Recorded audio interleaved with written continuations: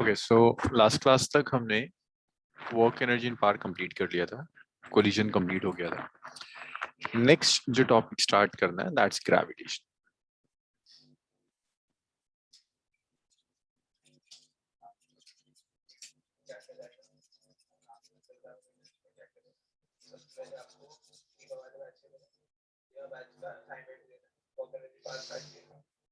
Chapter number 8 gravitation.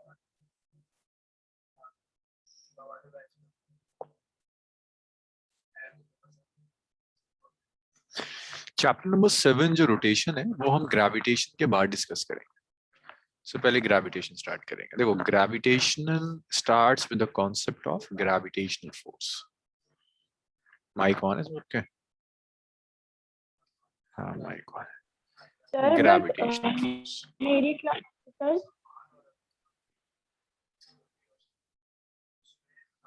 So see what is gravitational force? किसी भी दो मासेस के बीच में जो अट्रैक्टिव फोर्स एक्ट करती है, that attractive force is gravitational force.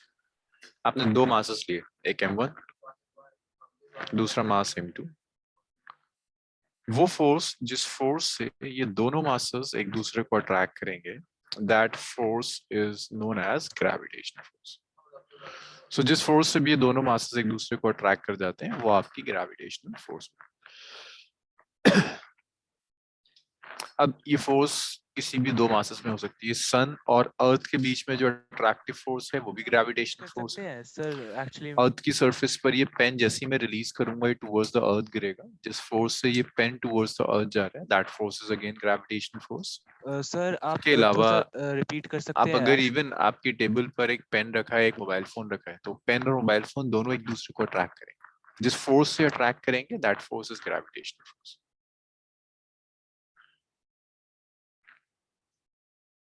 So force जिससे कोई भी दो बॉडीज एक दूसरे को अट्रैक्ट करती है that's gravitational force.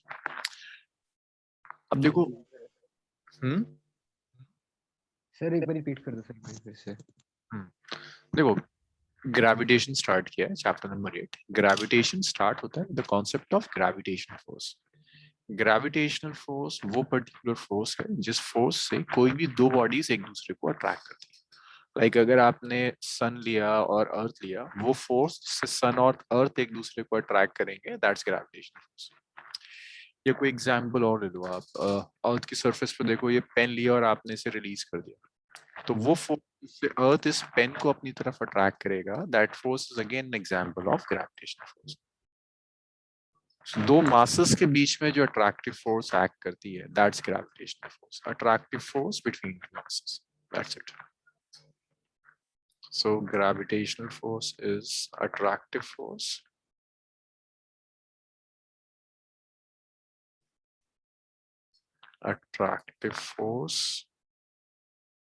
between two masses. So if you have two masses, उन दो masses के बीच में जो भी attractive force act करेगी that is gravitational force. अब इसी में एक टर्म आती है ग्रेविटी। तो अर्थ का जो ग्रेविटेशनल पुल होगा उसे हम ग्रेविटी कहते हैं। लाइक अर्थ जो भी ग्रेविटेशनल फोर्स एक्सर्ट करेगी किसी भी बॉडी पर दैट्स नोन एज ग्रेविटी। तो आप लिख सकते हो कि gravitational pull of earth is gravity. Earth का जो भी ग्रेविटेशनल पुल होगा उस ग्रेविटेशनल पुल को आप ग्रेविटी कहते हैं। So gravity simply the gravitational pull of earth is known as gravity. So gravitational force किसी भी दो मासेस के लिए, ग्रेविटी पर्टिकुलरली तब होगा जब अर्थ किसी के ऊपर ग्रेविटेशनल फोर्स एक्सर्ट कर रहा है, देन दैट इज ग्रेविटी। अब इस ग्रेविटेशनल फोर्स को कैलकुलेट करने के कई थ्योरीज हैं। इसे कैलकुलेट करने के लिए आइंस्टाइन्स थ्योरी है, जनरल थ्योरी ऑफ रिलेटिविटी, लेकिन आपको एक पर्टिकुलर थ्योरी पढ़ना है which is Newton's law of gravitation. Newton's law of gravitation.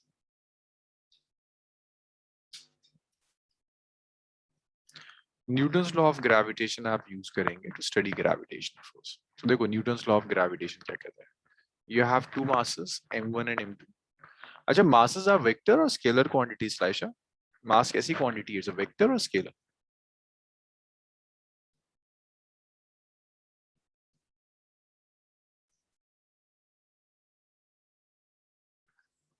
Laisha, mass vector or scalar? Sir, am I audible? Yes, you're audible now. The mass is scalar quantity. Mass is a scalar quantity. So you have, and what is the cause of gravitational force, Laisha? Mass. Two bodies exert gravitational force over each other due to their masses. Masses की वजह से gravitational force होती है. अगर gravitational force नहीं है तो at least according to Newton law of gravitation, gravitational force exist नहीं करेगी अगर mass नहीं है. So you have two masses, m1 and m2. They are placed at a separation r. R is the separation between the masses. So दोनों masses एक दूसरे को gravitational force से attract करेंगे. So gravitational force between masses. So masses के बीच में जो gravitational force act करेगी, उस gravitational force का Newton's law of gravitation कहता है ये relation होगा G m1 m2 over r square. अच्छा, यहाँ जो G आ रहा है, क्या G क्या है नोमा? यहाँ जो G यूज कर रहे हैं, इस G का क्या मतलब है? What is G? So gravitational constant. Universal gravitational constant. Universal gravitational constant. अच्छा, सांची से यूनिवर्सल क्यों कहते हैं? तो हर जगह कांस्टेंट रहता है. लाइक कहीं भी आप इसे कैलकुलेट करो, अर्थ की सरफेस पर, मार्स की सरफेस पर, आप गैलेक्सी के बाहर निकल जाओ, हर जगह जी की वैल्यू फिक्स रहेगी. So the value of G is 6.67 into 10 raised to the power minus 11 Newton meter square per kg square. इसकी वैल्यू कहीं चेंज नहीं हो रही, इसीलिए आप कहते हैं यूनिवर्सल ग्रेविटेशन कांस्टेंट. अब इस एक्सप्रेशन में कुछ छोटी छोटी चीजें और भी हैं.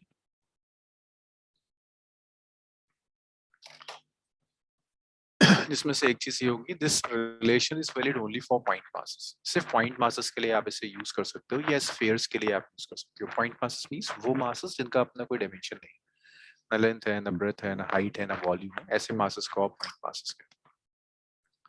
इसे आप सिर्फ और सिर्फ पॉइंट मासेस के लिए यूज कर सकते हैं.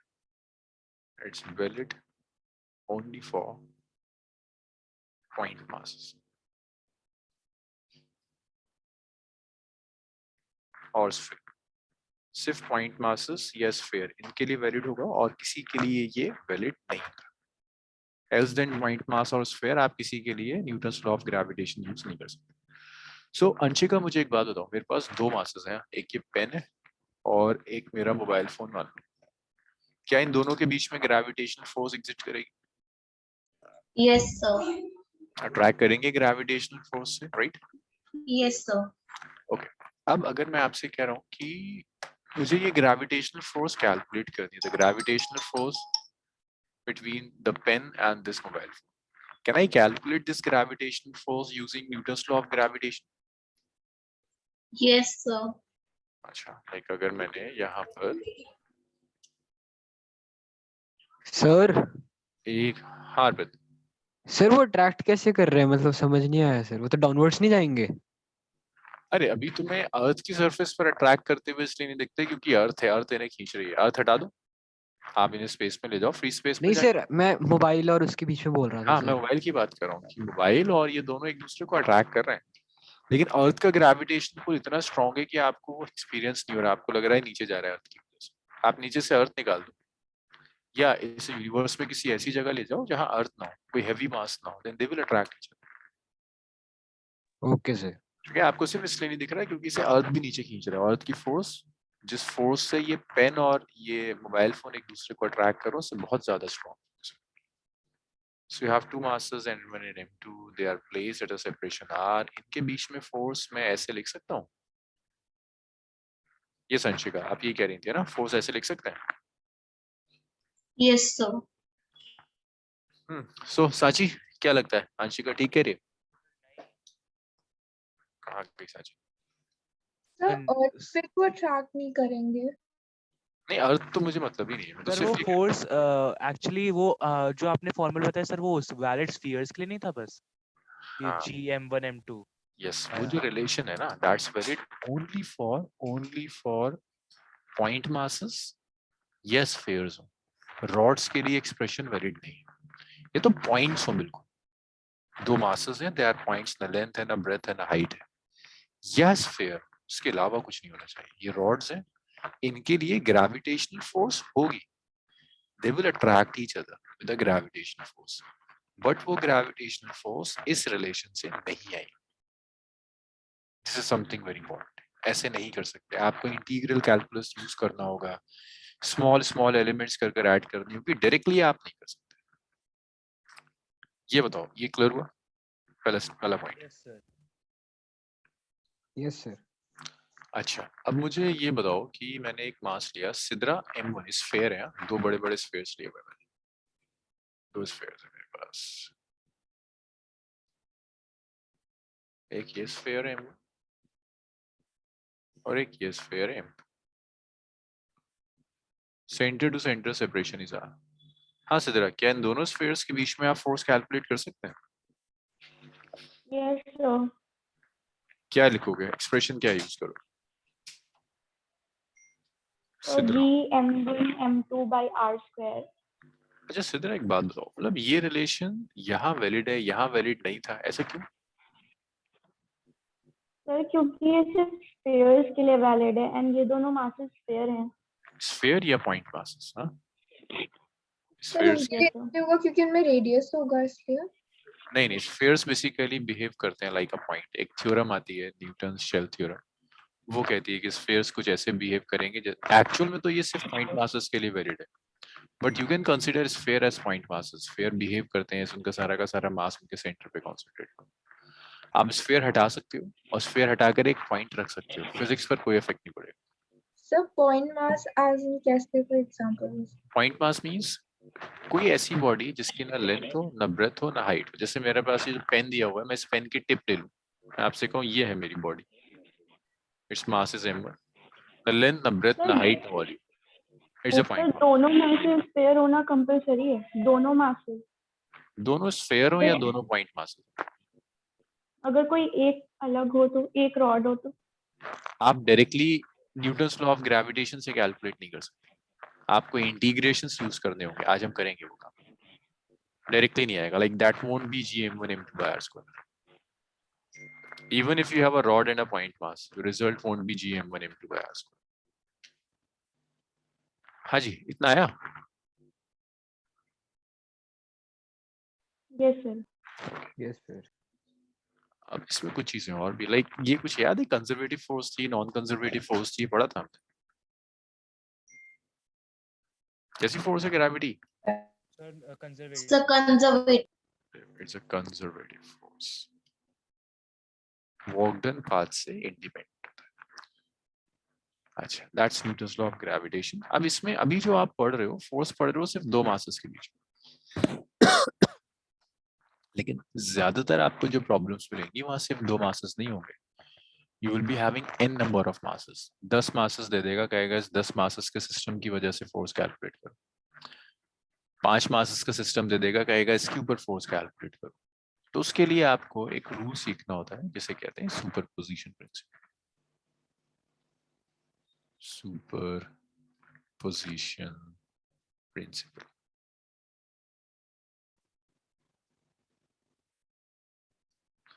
दो मासेस दी, कुछ भी नहीं है फॉर्मूला में, gmm by r squared। लेकिन अगर आपके पास दो से ज्यादा मासेस हैं, then you will use superposition principle. लिखिए,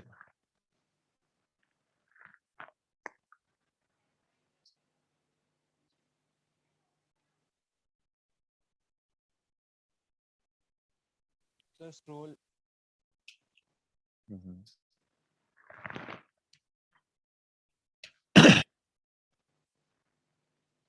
सर आप इससे पहले जो चैप्टर करा रहे थे उसमें सिर्फ मेरा कोलिजन ही हुआ है, उससे पहले का कुछ भी कवर नहीं हुआ है।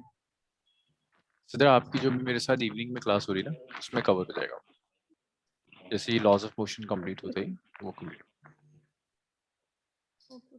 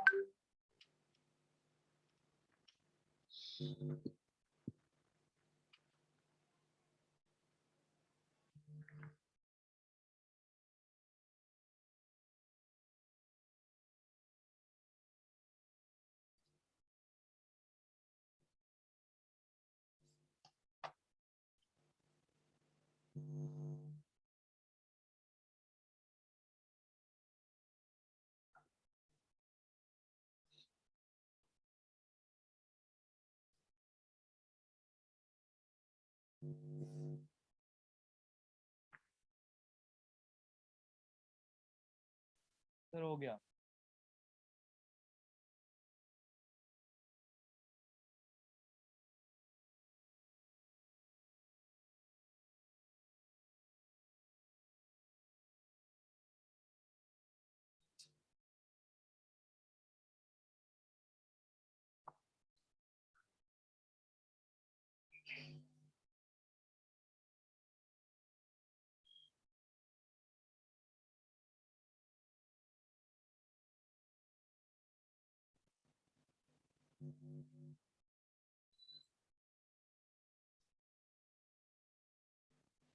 ये लिख लेना क्यों यूज नहीं हो सकता, it's valid only for point masses और स्फीयर। ऐसे आप दो रॉड्स के लिए Newton's law of gravitation use नहीं कर सकते।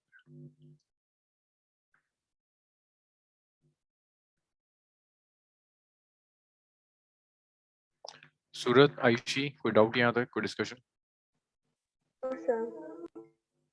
No, sir.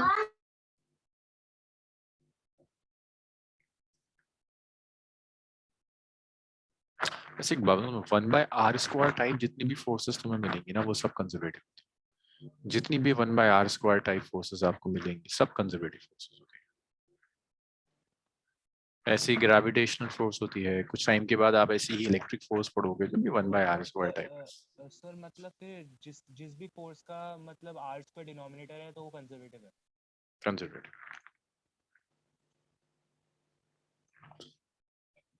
नेक्स्ट देखो, सुपरपोजिशन प्रिंसिपल। सुपरपोजिशन प्रिंसिपल कहता है अगर आपके पास कई मासेस हैं, लाइक एक मास है आपके पास m0,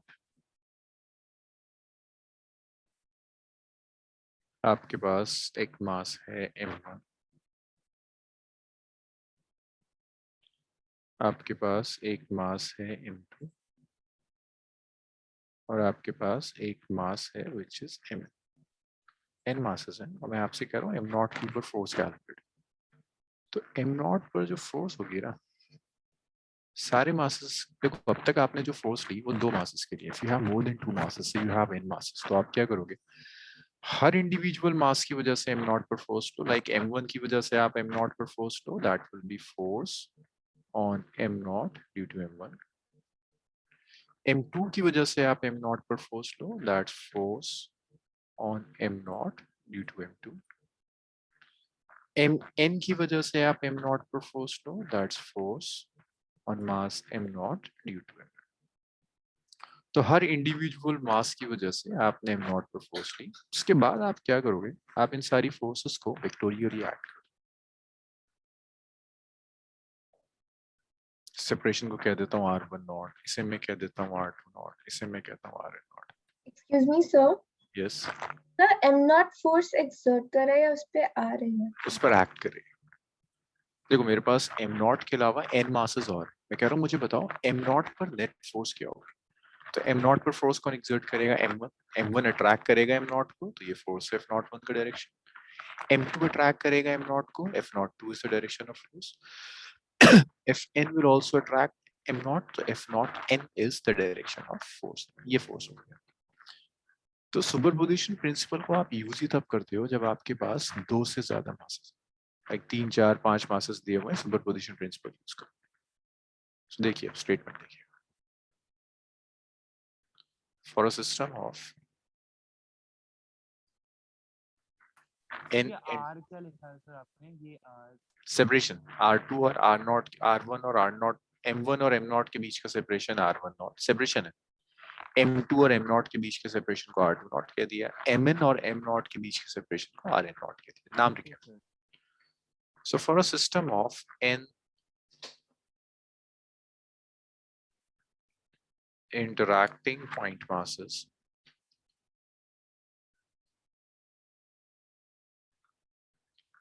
net force on a given mass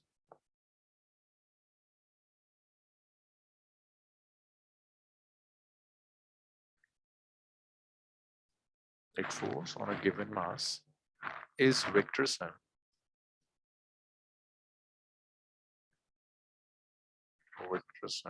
of forces due to individual masses.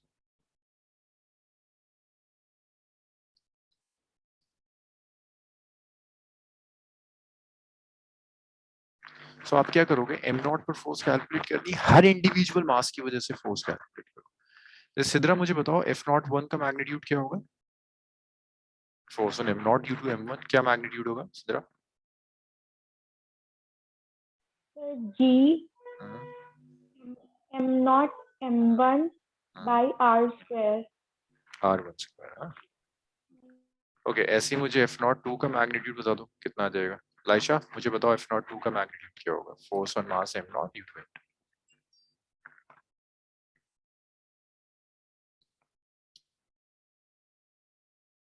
Laisha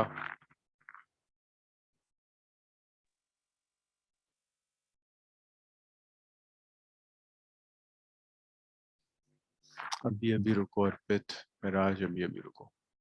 Laisha क्या हो जाता तुम्हें, सीधा सीधा तो है मैग्नीट्यूड।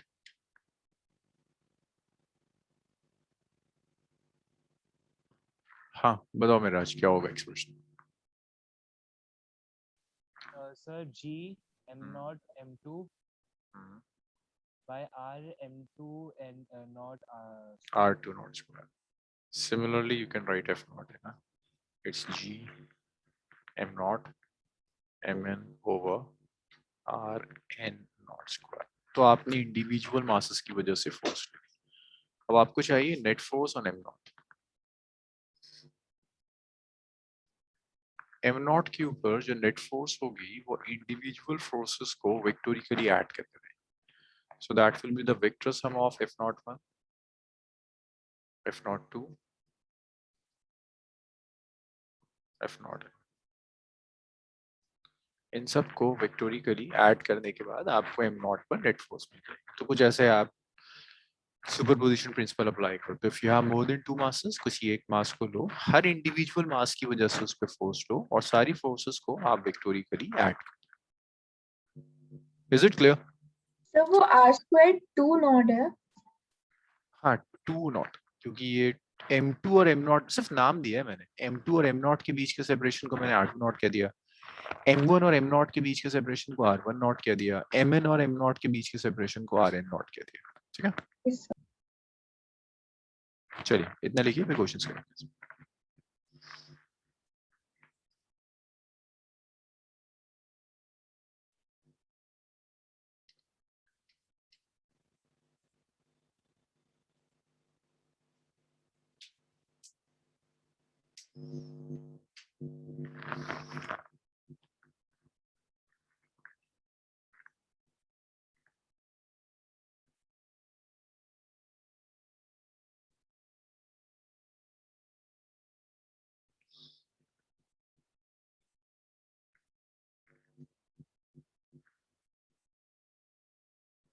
लाइशा क्लियर है यहाँ तक, सुपरपोजिशन प्रिंसिपल तक?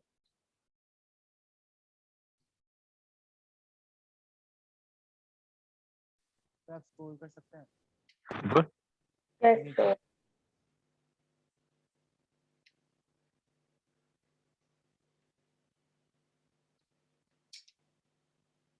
सर नीचे स्क्रॉल करना।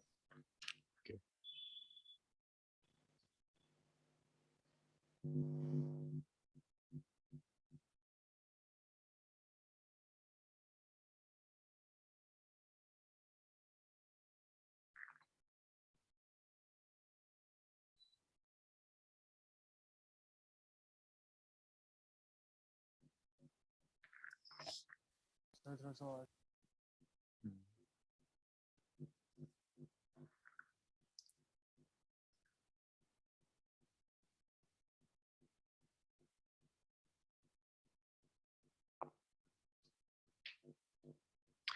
अब देखिए इसमें जो न्यूमेरिकल्स आते हैं वो दो तरह के न्यूमेरिकल्स आते हैं। एक आता है डिस्क्रीट डिस्ट्रीब्यूशन का, जिसमें छोटे छोटे पॉइंट मासेस का बिखरे हुए होंगे, 3-4 पॉइंट मासेस दे दिए आपको, वो डिस्क्रीट है।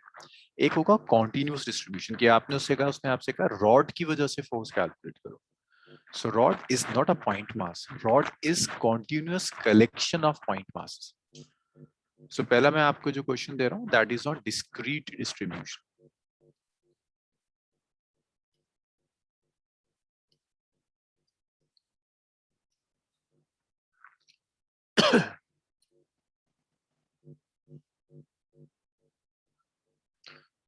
सो जैसे आपने ये ट्राइंगल लिया हुआ है, हर वर्टेक्स पर एक मास है।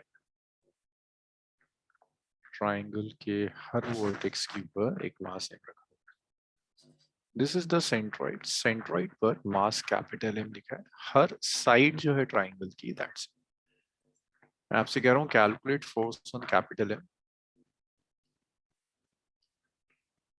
फोर्स ऑन कैपिटल एम पे फोर्स चाहिए। तो लाइशा मुझे बताओ प्लीज, कैपिटल एम पर कितने मासेस हैं जो फोर्स एक्सर्ट करेंगे? यहाँ कितने मासेस दिख रहे हैं जो कैपिटल एम पर फोर्स एक्सर्ट कर सकते हैं? सर 3। 3 मासेस हैं। कुछ नाम दे देते हैं, इसे ए कह देते हैं, इसे बी कह देते हैं, इसे सी कह देते हैं, और इसका नाम ओ दे देते हैं। सो ए वाला मास ओ वाले मास को अट्रैक्ट करेगा। डायरेक्शन ऑफ फोर्स बताओगे Anshika? Force on capital M due to A, upwards downwards कहाँ जाएगी force? Anshika, direction of force on capital M by small m. Ayushi, direction of force on capital M by, हाँ yes Anshika, Sir, downwards. Downwards. Ayushi क्या होगा force का direction? Downwards ही होगा। Yes, sir. I need force on capital M due to small m, small m capital M को attract करेगा भाई, ये direction of force होगा। See, small m is attracting capital M na, so capital M will move towards small m, so that would be the direction of force towards A. Similarly, Sir, वो इसलिए क्योंकि small m ज्यादा बड़ा है. नहीं नहीं, ये सिर्फ इसलिए because I'm taking force on capital M. कौन अप्लाई कर रहा है? स्मॉल m ना। मैं तो ये देखूंगा ये कैपिटल M कहाँ मूव कर रहा है। मुझे फोर्स ऑन कैपिटल M चाहिए, तो जो फोर्स ऑन कैपिटल M होगी उस फोर्स की वजह से कैपिटल M का मोशन होगा ना। Okay, sir. अच्छा, सिमिलरली इस फोर्स का नाम क्या होगा? अरसलान मुझे प्लीज बताओ, इस फोर्स का नाम क्या होगा? Force on capital M by this B। Sir direction बतानी है। डायरेक्शन तो मैंने ड्रॉ कर दी, नेम ऑफ फोर्स बता दीजिए बस। Sir gravitation. Name of the force F O। O F O B, F not B. Laisha मुझे इस फोर्स का नाम बताओ। Force on this O due to mass at C।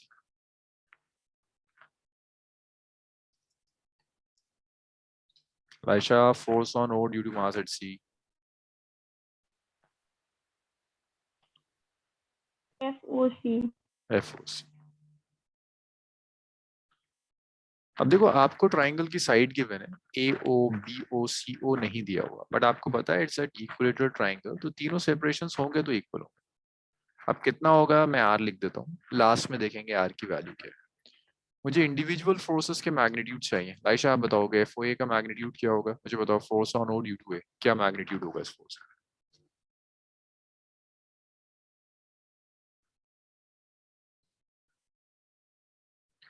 हाँ जी लाइशा, इसका मैग्नीट्यूड क्या होगा? Force on mass at O due to mass at A।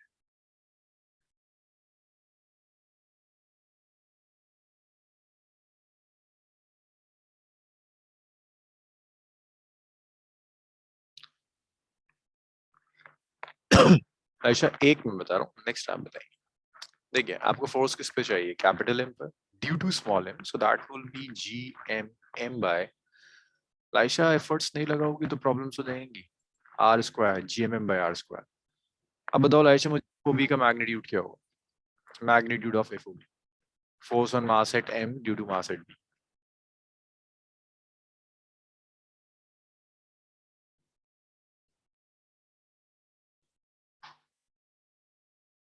ये कोई और बताएगा मुझे?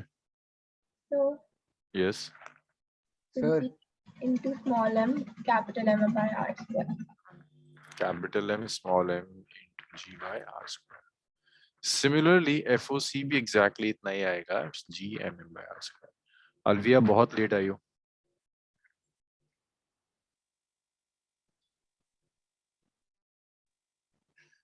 आपको चाहिए net force on capital M. Net force on capital M के लिए सारी फोर्सेस को वेक्टोरिकली ऐड करें. FOA, FOB, FOC तीनों को वेक्टोरिकली आप ऐड कर दीजिए. तीनों फोर्सेस को वेक्टोरिकली ऐड करो.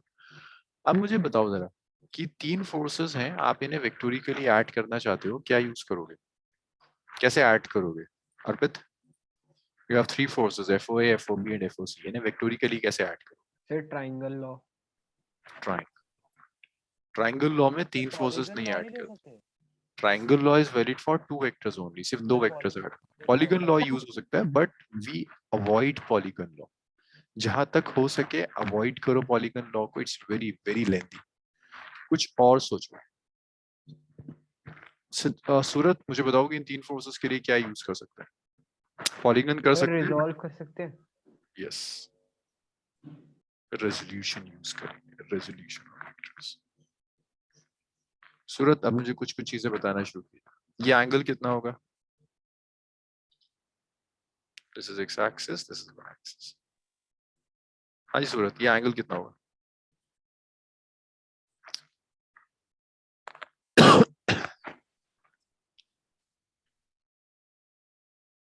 ये सूरत, आई एम वेटिंग. ये एंगल कितना होगा? 30 degree. 30. Okay, if this is 30 degree तो ये कितना होगा? 30 degree. 30 degree. Very good. FOC के कॉम्पोनेंट्स बता दो बच्चे मुझे. यहाँ कॉम्पोनेंट क्या होगा FOC का? कॉम्पोनेंट्स में रिजॉल्व कर दो ना FOC को x और y कॉम्पोनेंट्स में.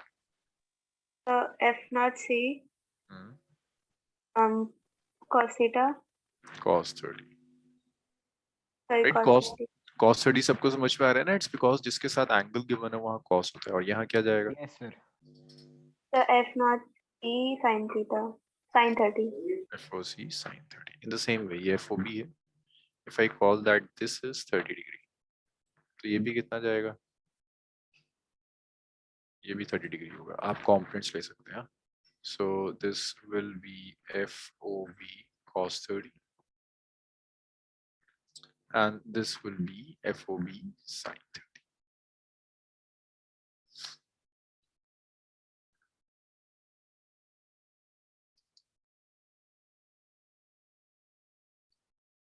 FOB sin 30.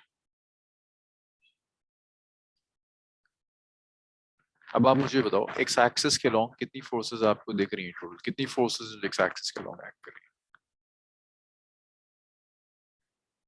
हाँ जी, number of forces acting along X axis. कितनी फोर्सेस हैं एक्स के लॉन्ग? कौन बताएगा मुझे? लाइशा बताओगे? एक्स एक्सिस के लॉन्ग कितनी फोर्सेस आपको दिख रही हैं? जस्ट काउंट कर लो Laisha. Number of forces along X axis. 2. Two forces. Directions कैसे हैं? सेम डायरेक्शंस में है, ऑपोजिट डायरेक्शंस में है, क्या हो रहा है? The opposite. तो क्या करोगे? ऐड करेंगे आप या सबट्रैक्ट करोगे? हाँ जी Laisha, if they are acting in opposite directions तो आप उन्हें ऐड करोगे या सबट्रैक्ट करोगे? Sir subtract. ऑपोजिट डायरेक्शंस में है, subtract. FOB cos 30 minus FOC sin 30. अरे रुको यार, let's जगह लिख दिया स्टेप्स. तो आपको नेट फोर्स पहले एक्स एक्सिस के लॉन्ग चाहिए होगा. एक्स एक्सिस के लॉन्ग दो फोर्सेस हैं, FOB cos 30, FOC cos 30. Subtract है FOB cos 30 minus FOC cos 30. अब जरा देखो इन तीनों फोर्सेस का मैग्नीट्यूड सेम है या कोई डिफरेंस है? देखो GMM by r square, GMM by r square, GMM by r square. So FOA, FOB और FOC तीनों फोर्सेस का मैग्नीट्यूड एग्जैक्टली सेम. सो आयुषी मुझे बता सकती हो FOB cos 30 minus FOC cos 30 कितना होगा? सर 0. 0 ना, कैंसिल कर देगा. कैंसिल करने का रीजन क्या है? Because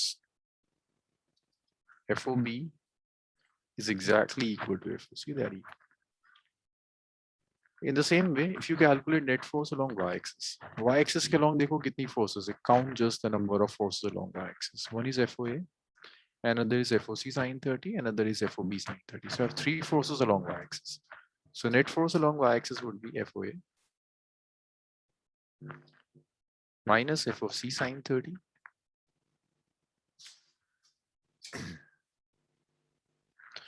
minus FOB sine 30.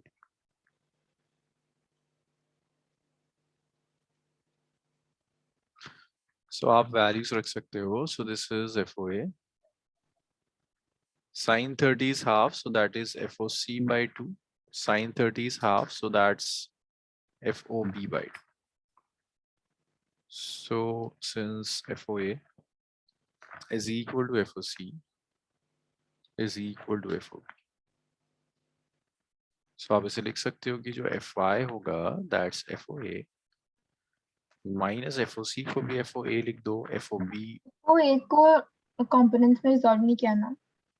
हाँ, A is already acting along y-axis, तो इसे रिजॉल्व करने की जरूरत नहीं है ना. इसका आप x component लोगे तो 0 ही हो जाएगा. We resolve only those forces which are not acting along x or y-axis. So vectors which are acting along x-axis or along y-axis उन्हें resolve करने की जरूरत नहीं. So your Fy will comes out to be its FOA. FOA by 2 minus FOA by 2 is FOA. So they gets cancelled out. Fy is 0. Y भी 0 आ गया. So x-axis के along भी force 0 है. Y-axis के along भी force 0. So what is the net force on the body? Net force कितनी हो जाएगी? Sir, 0. So vector sum of Fx plus Fy, that comes out 0. So the net force acting on the body is 0. कोई force act नहीं करेगी body की. Note it down. लिखिए ना. Sir, but this is only valid if all the 3 masses are equal in time cube. Right. Not just masses are equal, but the shape is also symmetrical. It should be an equilateral triangle. If it's not an equilateral triangle, तो ये valid नहीं होगा. Okay, sir. चलिए. लिखिए इसको. फिर एक numerical आप करो. इसे ऐसे करना कि आप सीख जाओ. इसके बाद के न्यूमेरिकल्स आप सॉल्व कर पाए.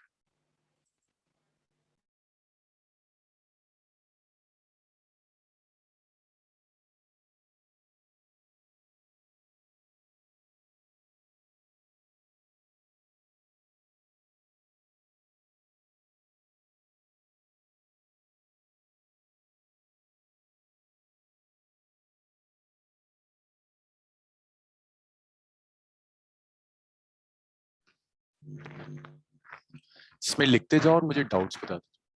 अंशिका क्लियर है? परेशानी इसमें? No sir. तो अगला होना चाहिए. हाँ, अगर ये आया तो नेक्स्ट तो इससे इजी होगा.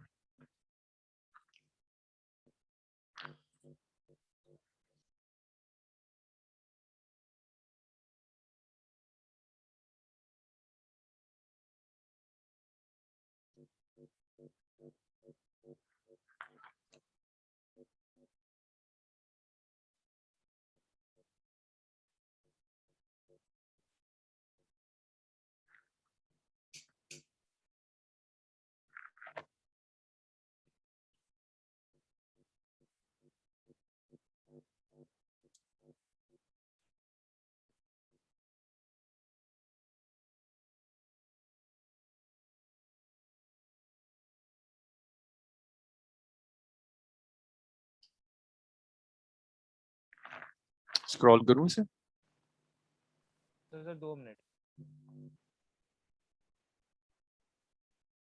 ये सर कर दो. कोई लिख रहा था.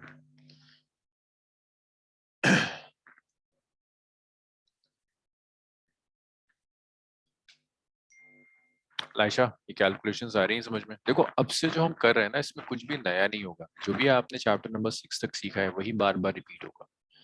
वेक्टर्स आप ऑलरेडी कर चुके हो. वेक्टर एडिशन आप ऑलरेडी कर चुके हो. अगर आप देखोगे ना वेक्टर्स में पलट कर रेजोल्यूशन ऑफ वेक्टर, तो रेजोल्यूशन ऑफ वेक्टर के जस्ट बाद आपने ये प्रॉब्लम्स की थी. अगर मेरे पास वेक्टर्स है, वेक्टर्स नहीं है, वेक्टर्स नहीं है, वरना मैं आपको दिखाता. वेक्टर्स में जैसे ही आप रेजोल्यूशन करते हो, ये प्रॉब्लम सॉल्व कराता हूँ। सब फिजिक्स में नई कैलकुलेशंस नहीं आई, हो गया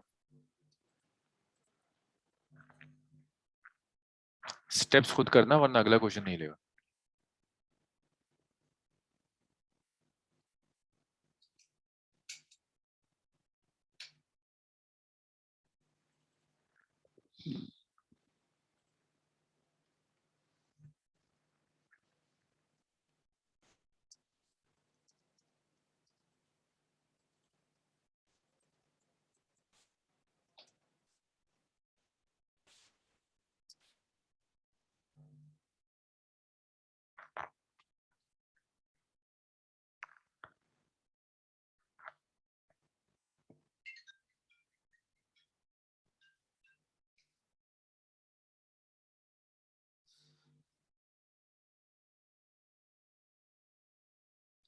सिद्रा, ये कैलकुलेशंस हो रही हैं आपसे?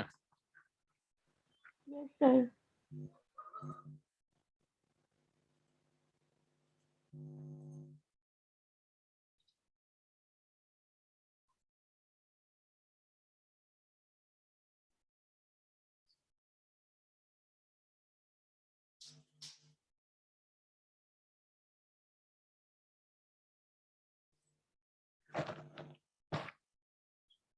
फर्स्ट रोल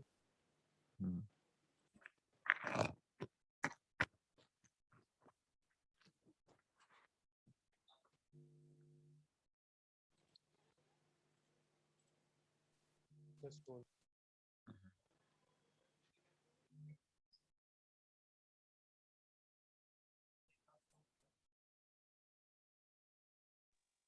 सर वो जो कैंसिल किया है सर, वो क्या लिखा है? F not A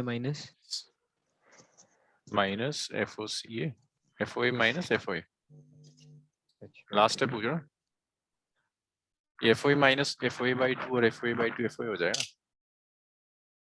yes sir.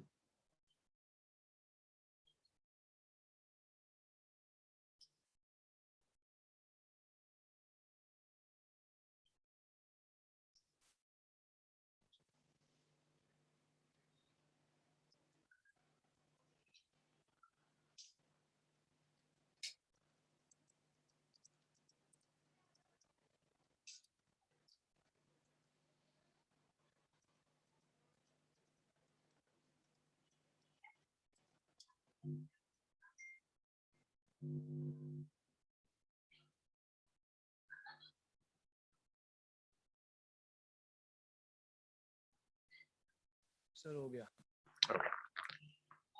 Next देखिए, एक क्वेश्चन करो, ये आपको देखो, इसमें कुछ गड़बड़ मत करना प्लीज, बहुत सीधा सा क्वेश्चन दे रहा हूँ। ये m है एक मास, दूसरा मास 2m है, और यहाँ पर ना एक मास कैपिटल M रखा हुआ है। ये सेपरेशन 2a है और इसके ना बिल्कुल मिड पॉइंट पर रखा हुआ है। So mass capital M is placed at midpoint of line joining small m and 2m. Calculate force on capital M. Capital M पर आपको फोर्स चाहिए। अच्छा, जरा जरा मुझे बताना शुरू करो, क्या यहाँ सुपरपोजिशन प्रिंसिपल आप यूज करोगे Sachi? To calculate force on capital M, क्या आप सुपरपोजिशन प्रिंसिपल यूज करेंगे? Yes sir. क्यों? सर क्योंकि वो मास एम पे ही एक्ट कर रहा है। मोर देन 2 masses है ना? Yes Whenever you have more than 2 masses तो आप यूज करोगे। अच्छा, अंशिका मुझे बताओ, कैपिटल M पर कितने मासेस हैं जो फोर्स एक्सर्ट करेंगे? Sir M and 2m। M into M, 2 masses हैं जो कैपिटल M पर फोर्स एक्सर्ट करेंगे। ओके, अब आप एक और दोनों फोर्सेस को कैलकुलेट करो और उन्हें वेक्टोरिकली ऐड करो। इसको कुछ नाम दे दो, इसे कह दो A, इसे कह दो आप O, और इसे आप कह दो O वाले पर आप फोर्स कैलकुलेट करो, नेट फोर्स मुझे बताओ कितनी फोर्स आ रही है। हाँ मेरी आंसर चैट रूम में लिखना, और कोई भी ऐसा ना हो जिसका आंसर ना हो, नाच से डांट सुनना शुरू कर दोगे। जो आंसर आ रहा है आपका, आप वो लिखिए और बताइए। स्ट्रेट फॉरवर्ड कैलकुलेशन है, आपने तो 3 मासेस के लिए करी, 4 मासेस के लिए करी, अब तो जस्ट 3 मासेस।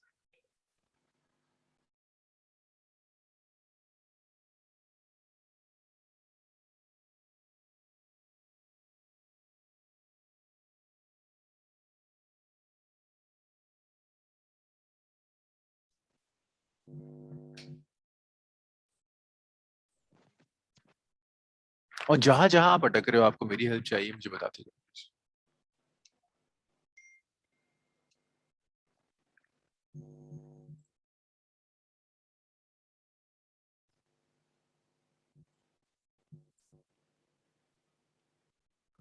सर आप होस्ट हो?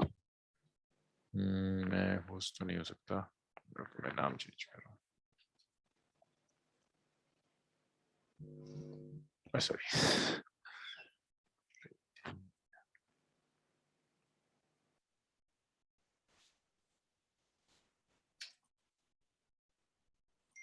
चलो,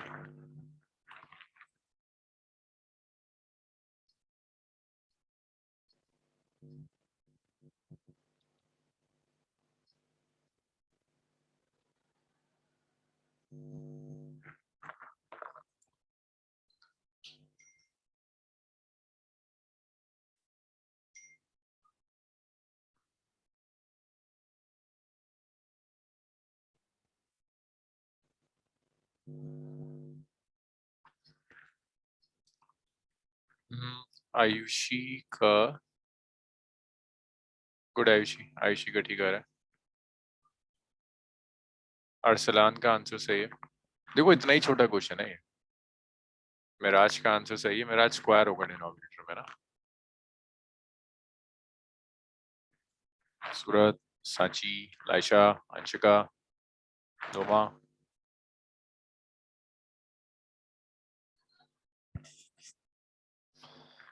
देखो जो आपने लास्ट न्यूमेरिकल में सीखा है ना, बस उसी को अप्लाई करना है। ठीक है, सूरत सही आ रहा है, गुड। सिद्रा, नोमा,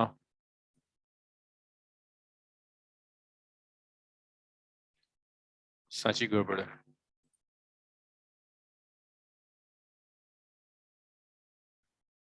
अरे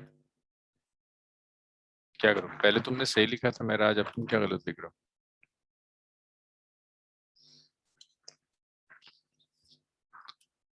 अंशिका, आप कर रही हैं कैलकुलेट? सब कर रही हूँ। गलत है यहाँ पे, गलत आ रहा है।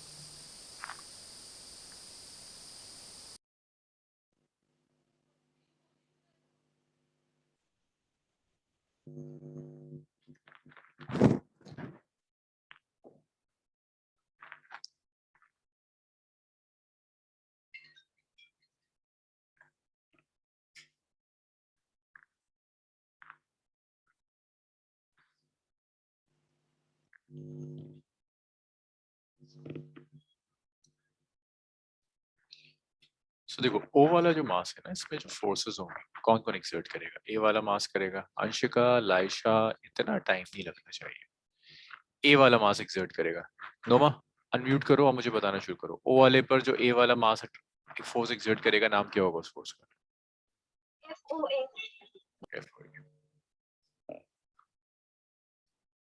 ये इस फोर्स का नाम क्या होगा? F0B। F not B. Anshika, मुझे मैग्नीट्यूड बताओ उसका, एफ ओ ए का मैग्नीट्यूड क्या होगा?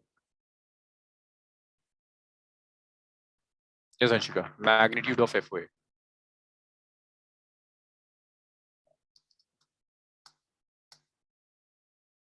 अरे क्या हो जाता है? So यस अंशिका, मैग्नीट्यूड क्या होगा एफ ओ ए? सिद्रा, आप बताइए क्या होगा?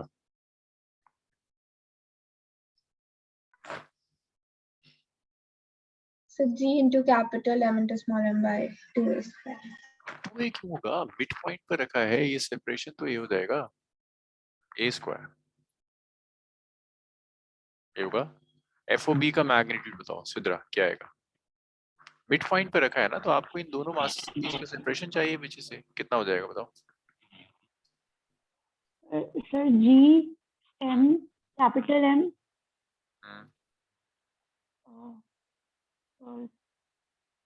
2m टू है ना? M by A A square. Net force के लिए दोनों को ऐड करना है। लाइशा मुझे एंगल बताओगे एफ और एफ बी में क्या एंगल है वेक्टर एफ ओ ए और vector F O B?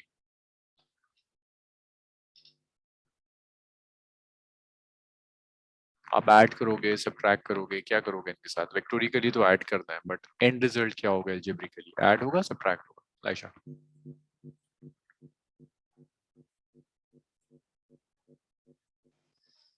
Subtract हो जाएगा ये ना, F O A minus F ओ।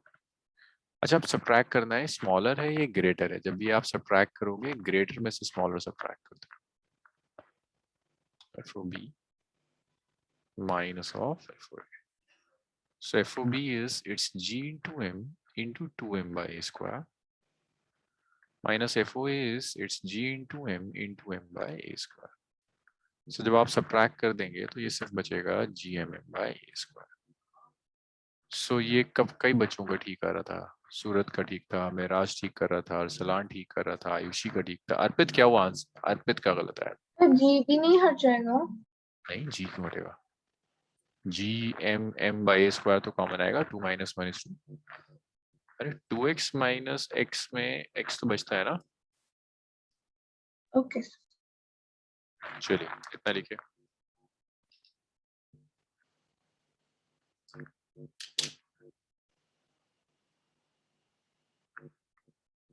सिद्रा अब हुआ ये?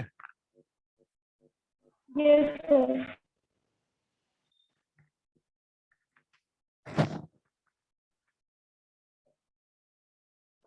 अंशिका क्या नहीं हो रहा था, क्यों नहीं हुआ था ये? सर मेरा गलत आ रहा था। कहाँ गड़बड़ करेंगे आप? सर मैंने आई गेस मैंने प्लस कर दिया था उसको।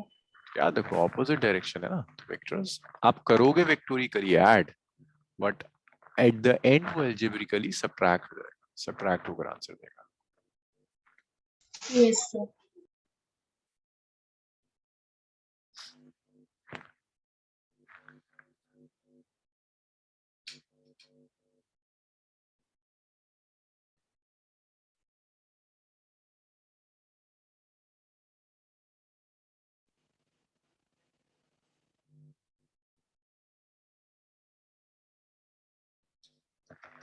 चलिए ये हो गया। नेक्स्ट देखिए, so this was discrete distribution, दोनों क्वेश्चंस डिस्क्रीट डिस्ट्रीब्यूशन थे, मास अलग अलग दिए हुए थे। अब देखो कॉन्टिन्यूअस डिस्ट्रीब्यूशन। अब आप कॉन्टिन्यूअस डिस्ट्रीब्यूशन पर सॉल्व करो। कॉन्टिन्यूअस डिस्ट्रीब्यूशन, कॉन्टिन्यूअस डिस्ट्रीब्यूशन का मतलब है अब मासेस अलग अलग नहीं फैले हुए। ये कुछ ऐसा है कि आपने एक रॉड ली, क्वेश्चन देखना कॉन्टिन्यूअस डिस्ट्रीब्यूशन, ये तो हटा दो, हेडिंग नहीं है।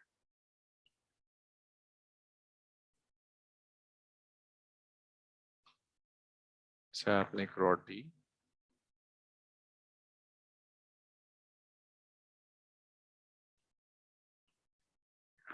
रॉड का कुछ मास है capital M, length of the rod is capital L. Rod से ना कुछ आर डिस्टेंस पर यहाँ एक मास स्मॉल एम रख दिया।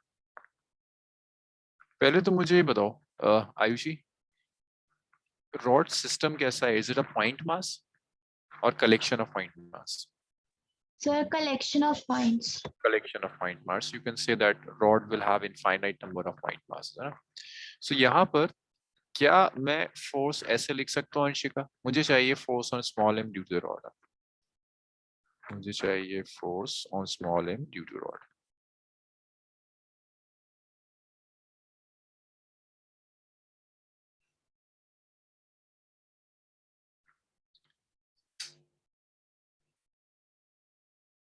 अंशिका क्या मैं ऐसे लिख सकता हूँ GMM बाय आर स्क्वायर?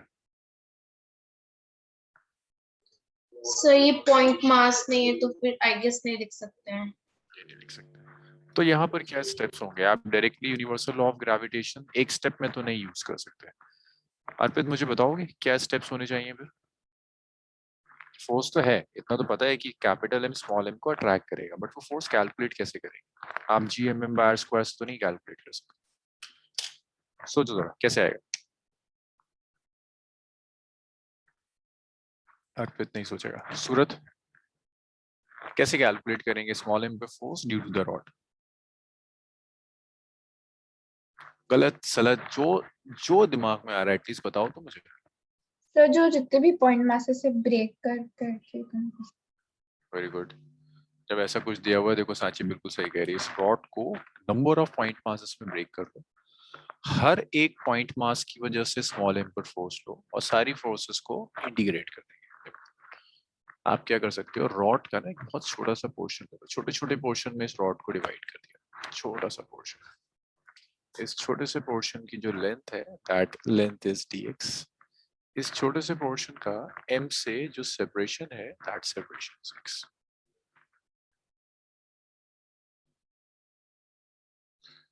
तो मुझे चाहिए फोर्स, पहले तो एक स्मॉल एलिमेंट कंसीडर करते हैं। कंसीडर अ स्मॉल एलिमेंट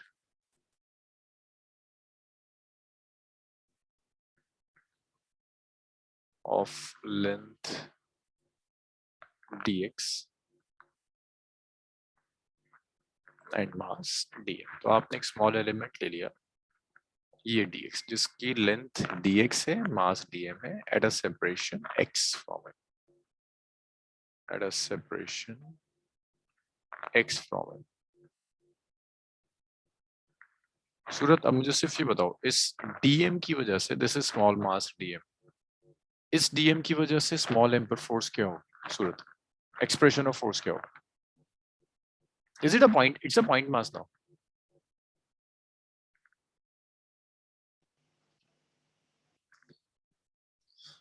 सूरत कहाँ है? हाँ equals to J upon X। हाँ, it's a point mass now, तो आप लिख सकते हो it's g into m into dm divided by x square। ये आ गया।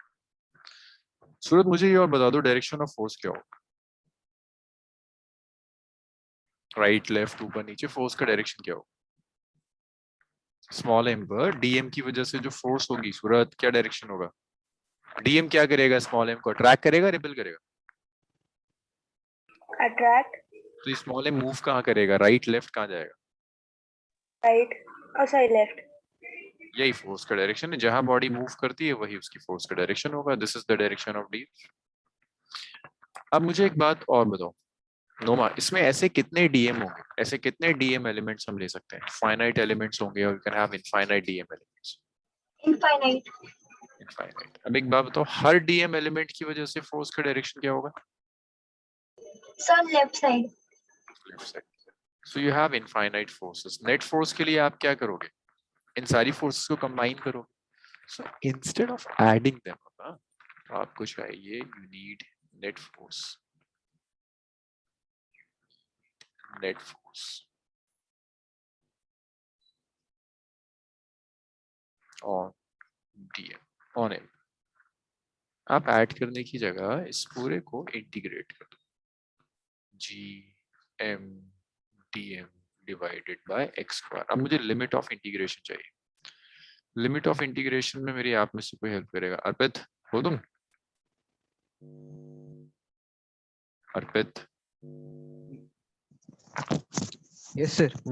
अर्पित मुझे बताओ, x की क्या वैल्यू होगी for this and of the rod? ये r है, length of the rod is l, कह रहा हूँ what is x for this particular point? हाँ कितना होगा x, कितना होगा for this particular point in terms of r and l? अरे in terms of r and l, यहां से मैं मेजर कर रहा हूँ डिस्टेंस, यहां से यहां तक x है, तो यहां से यहां तक क्या जाएगा? आयुषी कितना होगा? r होगा ना। देखो आपकी रॉड कहां से कहां तक लाई करेगी, इस पॉइंट से लेकर आपकी रॉड यहां तक जा रही है, तो बस मैं रॉड के एंड्स के कोऑर्डिनेट्स ले रहा हूँ। यहां से लेकर और रॉड के इस एंड तक सेपरेशन कितना है r। यहां बताओगे अर्पित मुझे कितना हो जाएगा, इस एंड का कोऑर्डिनेट क्या होगा? सर एल l मिराज R पहली plus L.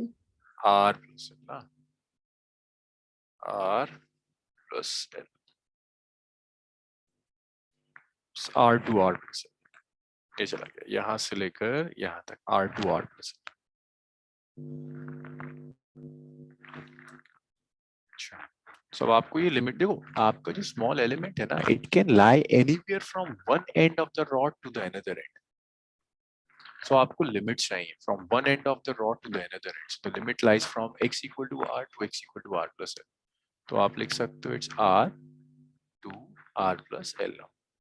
इस इंटीग्रेशन में एक बहुत बड़ी प्रॉब्लम है, x वेरिएबल है। तो बता सकते हैं मुझे क्या प्रॉब्लम है? किसी को दिख रहा है इस इंटीग्रल में कोई प्रॉब्लम? आयुषी कोई इशू दिख रहा है इस इंटीग्रल में? ये भी सॉल्वेबल नहीं है, एक मेजर इशू है इस इंटीग्रेशन के। x is a variable.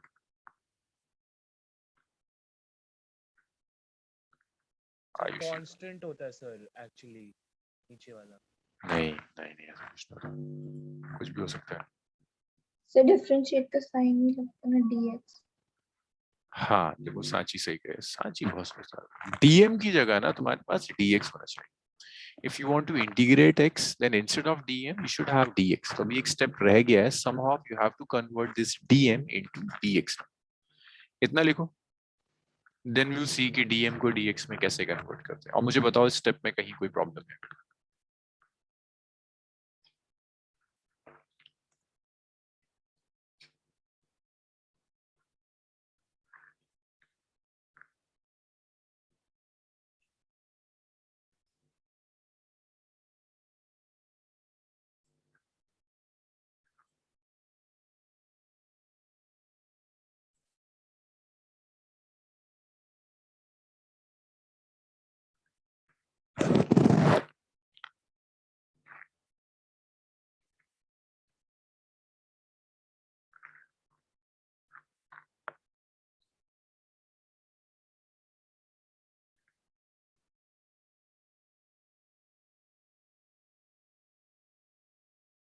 Scroll करूँ सर?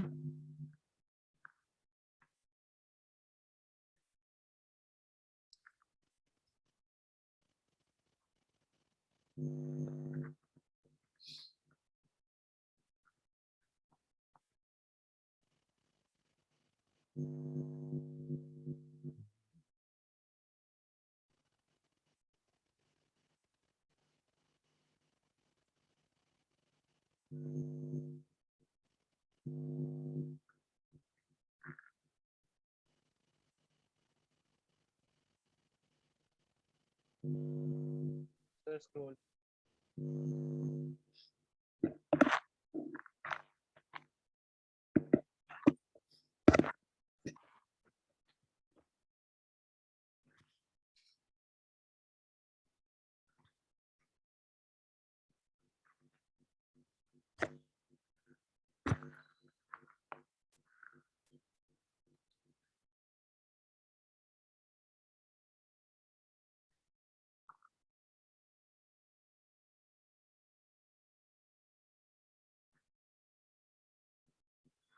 चलो आगे सॉल्व करते हैं। So, अंशिका क्या प्रॉब्लम थी इस इंटीग्रल में?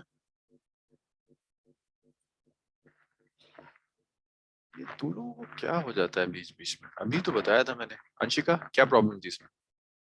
इंटीग्रेशन, इस इंटीग्रल में एक मेजर इशू है, थोड़ी देर पहले सांची ने बताया था। अब मैं फिर से ना वीडियो ऑन करानी शुरू कर दूंगा। आयुषी क्या प्रॉब्लम है इस इंटीग्रल में? सर डीएम की बजाय डीएक्स होना चाहिए। dm की जगह dx होना चाहिए। Now somehow you have to convert this dm into dx. So what is dm? dm is the mass of element dx. dx element के mass को मैं dm कह रहा हूँ। So dm और dx में रिलेशन के लिए ना आपको यूनिटरी मेथड निकालना होगा। जैसे अगर मैं आपसे कहता हूँ कि 4 पेन है और इन 4 पेन की कॉस्ट है 12 रुपीज, मैं आपसे कहता हूँ 2 पेन की कॉस्ट निकालो, कैसे निकालोगे? कितनी होगी 2 पेन की कॉस्ट? सर हमें 1 पेन की कॉस्ट निकालनी पड़ेगी, दैट इज 12/4 into 2. तो आप पहले 1 पेन की कॉस्ट निकालोगे विच इज 12/4 विच इज 3, है ना? फिर आप 2 पेन की कॉस्ट निकालोगे, 2 से मल्टीप्लाई कर दोगे, 6 रुपीज आ जाएगा। कुछ यही इसे कहते हैं यूनिटरी मेथड, कि आपने एक की कॉस्ट निकाली और नंबर से मल्टीप्लाई कर दिया। द सेम वे आपको यहाँ भी यही काम करना, आपको एग्जैक्टली सेम काम यहाँ भी करना है। आपको करना क्या है, पहले पूरी रॉड का मास m है, लेंथ l है, यूनिट लेंथ का मास निकालता हूँ। Mass of length l length का जो मास है दैट्स m। इसके बाद मुझे चाहिए mass of unit length. Anshika, unit length का मास क्या होगा?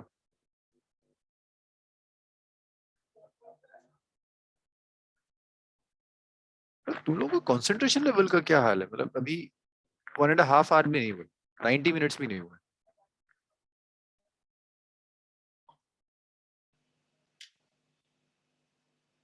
लाइशा, यूनिट लेंथ का मास क्या होगा? एल लेंथ का मास m है, मास ऑफ यूनिट लेंथ क्या होगा?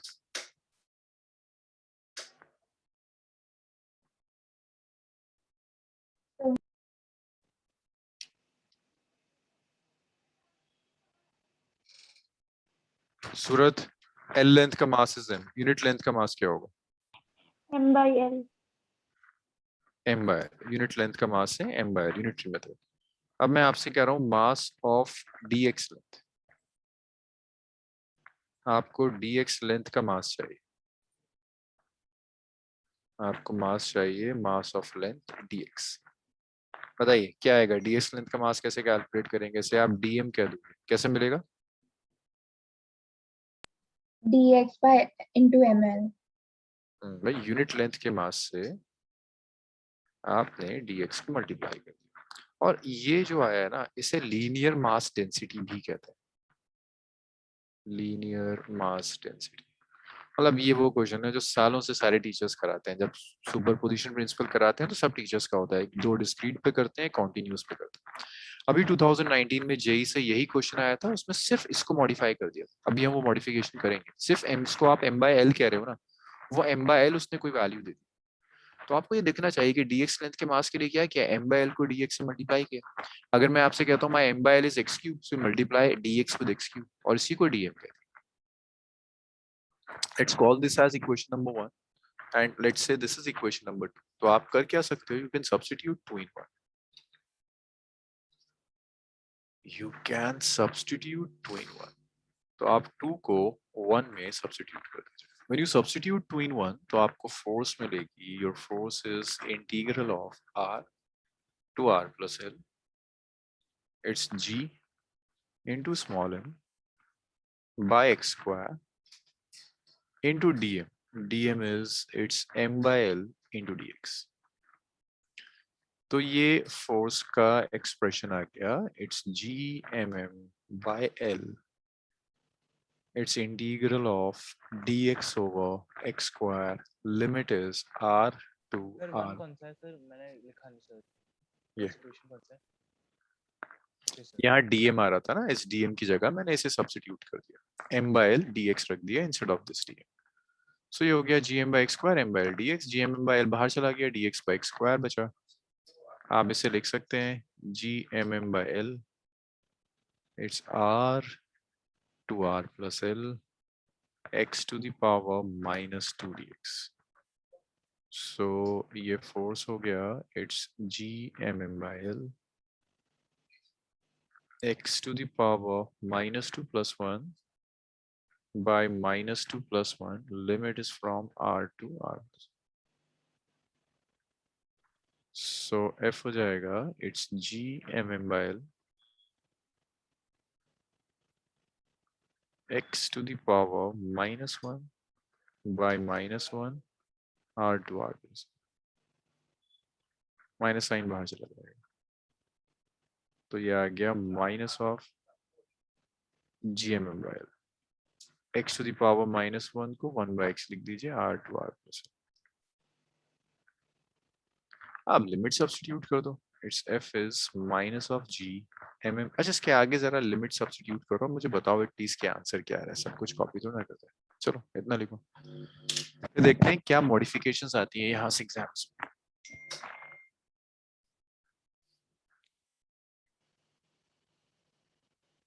आप ढंग से 11th ही कर लेते हो ना, प्रीवियस ईयर्स क्वेश्चंस कर लो जो थोड़ा बहुत करा रहे हैं, तो आप फर्स्ट अटेम्प्ट में क्रैक कर सकते हैं। कल ही नीट का रिजल्ट आया, हमने तो बहुत अभी शुरू करा। एक बच्चा है उसका फर्स्ट अटेम्प्ट में 639 है, फर्स्ट अटेम्प्ट में उसका नीट क्रैक हो गया। एक और बच्ची है फर्स्ट अटेम्प्ट में 590 सम, क्या ये सर?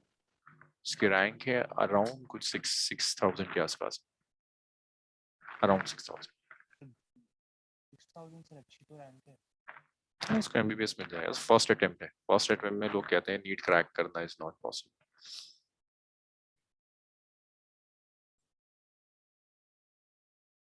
अगर आप ढंग से प्रीवियस ईयर्स देखोगे ना, आपको खुद देखेगा अच्छा ऐसा कुछ नहीं आता जो कि आप 11th में स्कूल एग्जाम्स के लिए आप प्रिपेयर नहीं करते, उससे थोड़ा सा स्टैंडर्ड उठा हुआ होता है। प्रॉब्लम आप लोगों के साथ होती है, आप ड्यूरिंग 11th स्ट्रेस नहीं देते। मतलब ये जो इतनी चीजें करवा रहे हैं कि केवीपीवाई के लिए भी कर लो, संदीप सर के साथ भी फिजिक्स के लेक्चर्स होते हैं, सिर्फ इसलिए कि वो न्यूमेरिकल सॉल्विंग एबिलिटी एक बार 11th में डेवलप हो गई तो फिर आपको आगे सॉल्व करना बहुत आसान होगा। बट वो एफर्ट्स आपको लगानी है। मतलब आप खुद से ही एक्सपेक्ट करो कि आप मैं आपके लिए सब कुछ कर दूं, तो वो नहीं हो सकता। अब आप क्लास में बिल्कुल आइडियल बैठे रहो।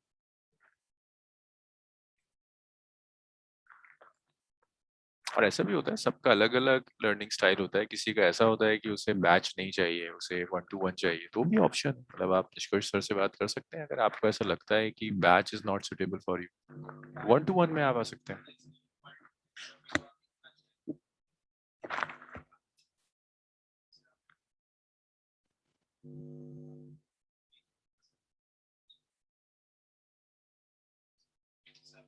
बट सिलेबस में बहुत ज्यादा डिफरेंस नहीं है नीट के सिलेबस में, और आप जो 11th के लिए करते हैं उसमें बहुत मेजर डिफरेंस नहीं है।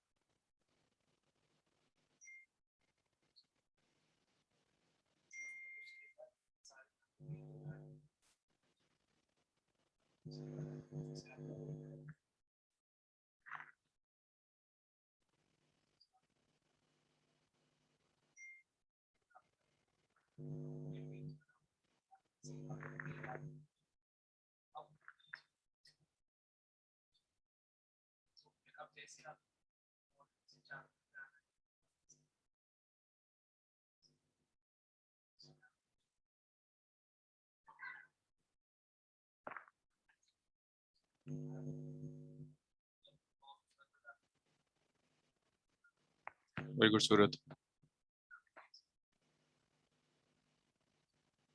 सूरत नेगेटिव साइन मुझे गड़बड़ लग रहा है, एक बार चेक करना प्लीज।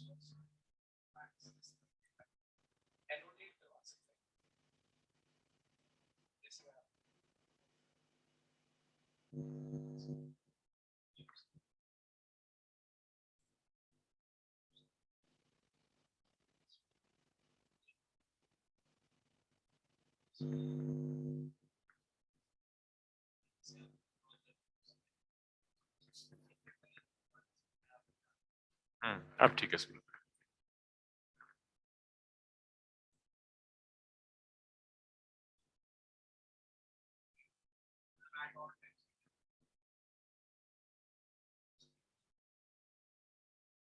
करिए, सॉल्व कीजिए, मुझे फाइनल आंसर बताइए।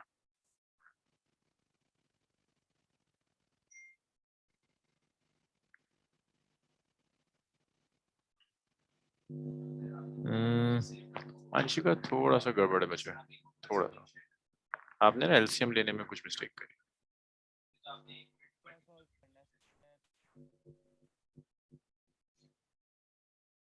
Sir, I've sent the answers, so please check. सूरत आपका करेक्ट है, अंशिका ने कुछ गड़बड़ करी है। Sanchi is correct. क्या सॉल्व करना है? ये लास्ट वाला ना, ये जो मैंने integral, so f is minus of g mm by l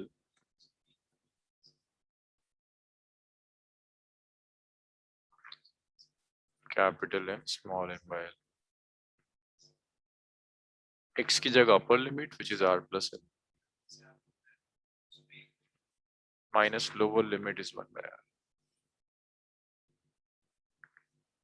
So ये आ गया f is minus g.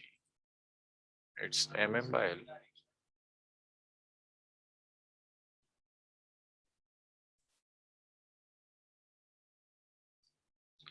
You can take this r as LCM. So ये हो जाएगा r plus l. तो ये होगा r minus r plus l. So ये आ गया force is minus of g mm by l. It's r minus l over r into r plus l. कोई एक भी स्टेप कैलकुलेशन में ऐसा नहीं है जो आपने चैप्टर नंबर 6 तक ना करो. Minus GMM by L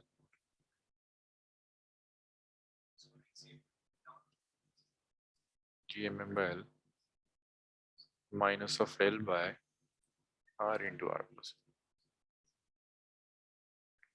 So ये negative negative positive हो जाएगा. So you will have force F which is GMM. L will cancel this L by R into R plus.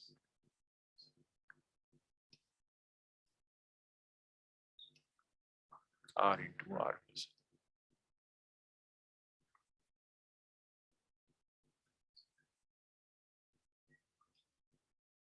तो सर ये फॉर्मूला है, मतलब जब हमें निकालना पड़ेगा. ये इसको याद करने का कोई फायदा नहीं. जब भी एग्जाम में देता है इसे मॉडिफाई करके देता है. फॉर्मूला सिर्फ एक है, F is GMM by R square. उसके साथ आपको याद होना चाहिए कि if you have point masses or sphere then you can directly use GMM by R square. Otherwise you will take a small element and integrate it over the entire surface. इस फॉर्मूले को याद कर कोई फायदा नहीं. तो मैं दिखा देता हूँ अभी कुछ वक्त टाइम पहले इसके ऊपर क्वेश्चन आया कैसा था.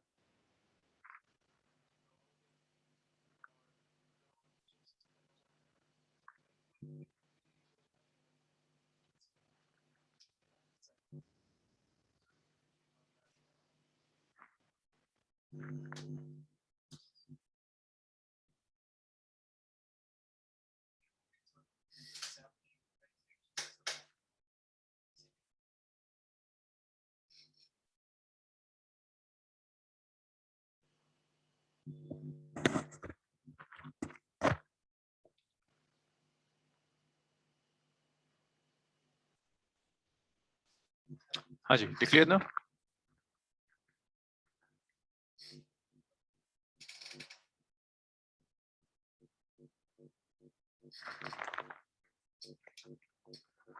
अब देखो इसके ऊपर प्रीवियस ईयर से कुछ क्वेश्चन है.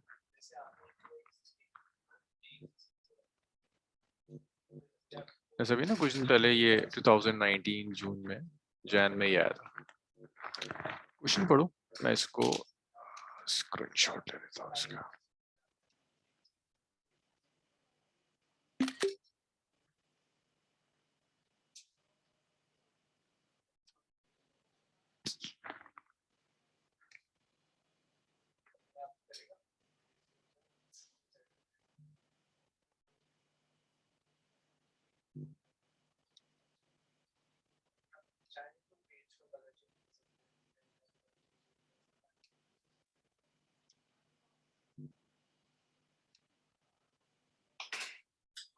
चलिए इसे देखिए और ये सोचिए जो आपने ऊपर करा है उसमें और इसमें क्या डिफरेंस है. This is the standard of JEE. तो नीट का स्टैंडर्ड हमेशा से थोड़ा कम रहता है. सोचने की कोशिश करो कि इसमें और जो आपने ऊपर किया है उसमें क्या डिफरेंसेस है.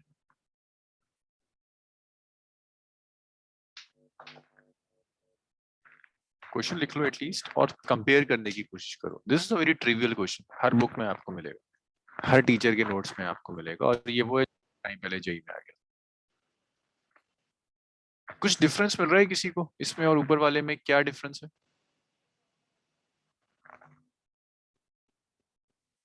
सर इसमें लेंथ दी है रॉड की. इसमें भी रॉड की लेंथ थी. देखो रॉड की लेंथ उसमें भी दी थी, यहाँ भी दिया हुआ है. ये तो और आसान. हाँ मतलब एक तो लिमिट्स दे दी इसने, इजी कर दिया. वहां R2 R plus L आप लिखते थे या उसने लिमिट्स दे दी. एक और डिफरेंस है. और कोई डिफरेंस मिला किसी को? चलो गुड, ये तो ठीक है, लिमिट्स मिल गई। और कोई डिफरेंस दिख रहा है? x = 0 दिया हुआ है। मास एट x = 0, वहां भी हम यही कर रहे थे, बस आप सेपरेशन सारा स्मॉल m से मेजर कर रहे थे ना, तो इसका मतलब m x = 0 पर ही रखा था। और बताइए, major difference is this is the major difference, जिसको आप m/l कहते थे ना, that m/l is now a + bx²। This is the difference. Mass पर यूनिट लेंथ देखो, यहां तक एग्जैक्टली कैलकुलेशन सेम रहती है, इस स्टेप तक यहां तक बिल्कुल सेम। बस ये फर्क आएगा, जो आपने m/l लिखा था, इंस्टेड ऑफ m/l आप क्या यूज करोगे, your dm will be m/l की जगह you will write it as a + bx² multiplied by dx। ये डिफरेंस। इसके अलावा सारी कैलकुलेशन सेम। आप करोगे solve, you will get this answer. D option होगा, इसको लिख लीजिए, वर्कआउट करिए। बात मान लो मेरी, जरा सा तुम 11th ढंग से करोगे ना, तुम्हारे लिए फर्स्ट अटेम्प्ट में क्रैक करना बहुत मुश्किल काम है। मैं नहीं कह रहा कि फर्स्ट अटेम्प्ट में आप अंडर 500 रैंक ले आएंगे, बट क्रैक करना, MBBS मिलना मुश्किल नहीं होता। अब लोग तो पता नहीं 2-2 साल 3-3 साल ड्रॉप करते हैं MBBS के लिए, बट 1 साल में इट्स डुएबल, 2 साल के अंदर डुएबल है। अगर कोई 12th में आता है तो फिर उसके लिए मुश्किल होता है, लेकिन जो बच्चा 11th से कर रहा है उसके लिए मुश्किल नहीं है।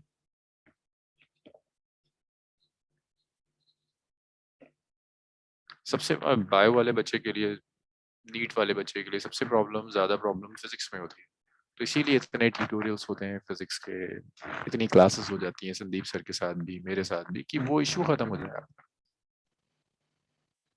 बायो सब कर कर आते हैं, केमिस्ट्री सब कर कर आते हैं, नीट में प्रॉब्लम आती है फिजिक्स के साथ।